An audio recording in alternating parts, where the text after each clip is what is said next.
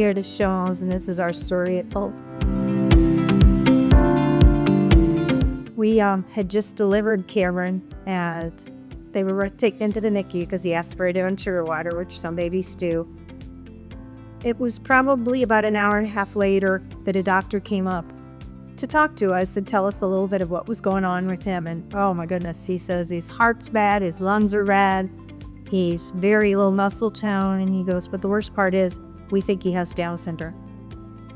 And my husband and I, together at least, and we were just like, what?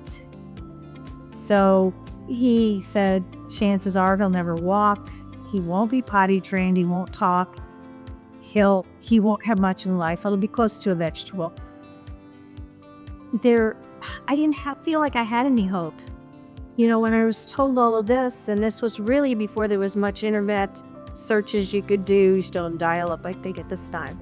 I went to conferences constantly and were told different fakes to do, to work with, and he had a hearing impairment, so he started at the preschool at 2 years of age. We were in the infant program at Learning and Development Center, and it gave us a lot of hope. He was doing what typical peers were doing in this age. It's a little slow walking, but he did manage it. And as time passed, teachers were really impressed with him. We worked a lot with him at home. His grandmother did a lot with him also. She watched him 1 or 2 days a week, and she was a godsend, her and Grandpa. But as he went through school, they kept him in the typical education field. And at first, that's exactly what I wanted. As he got into middle school, I wanted to kind of pull him back a little bit, and the teachers were, no, he's on track, and you know, he's not your AD student, he might be your D student, but he's there. And got to high school, he ended up getting his diploma, his high school diploma.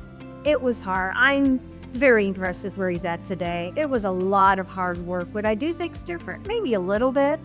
I never expected him to be living on his own, and when an opportunity came up for him to move in, his sister was at college, and so I'm like, okay, we can try it. It wasn't far from home, so I was okay for that. I thought he'd be home in 6 weeks, be home in a month, but he pushed through and lived up to it. He had a lot to learn, but he did learn it.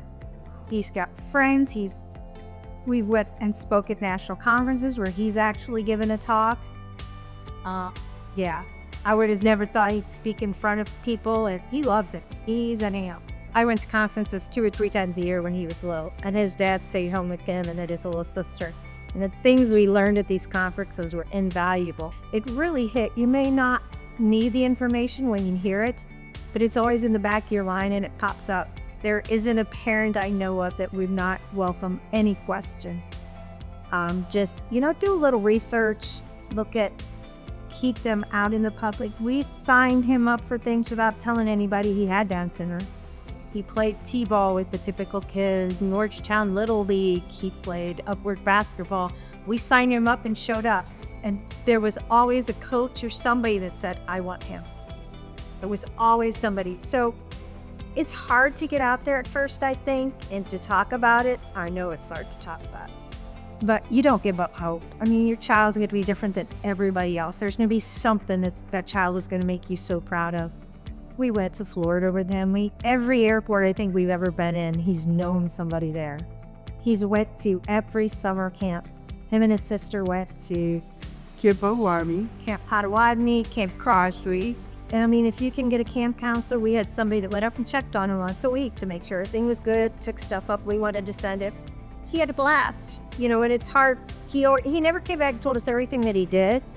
But his counselor did. We get emails telling what they did today. I mean, it was great to be able to have those that typical kids do. And that's what I wanted. He should have the typical experiences with everybody else had.